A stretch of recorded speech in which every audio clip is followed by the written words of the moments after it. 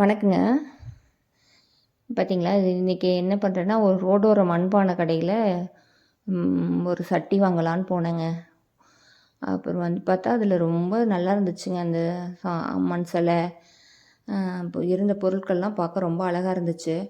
சின்ன சின்ன குட்டி குட்டி சிலைங்க, அப்புறம் சட்டி, கருப்பு சட்டி, சிவப்பு சட்டி, கரக பானை, தண்ணி பானை, அடுப்பு, ஏகப்பட்ட பொருள் இருந்துச்சுங்க. அது தயிர் சட்டி அப்படின்னு சொல்லிட்டு நிறைய பொருள் வச்சுருந்தாங்கங்க.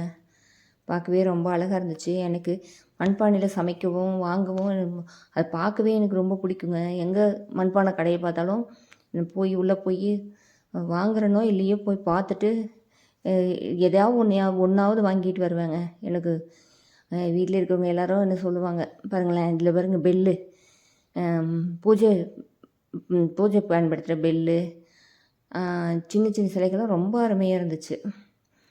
அந்த கடையில் இருந்தவர் ரொம்ப பொறுமையாக எடுத்து காமிச்சாருங்க.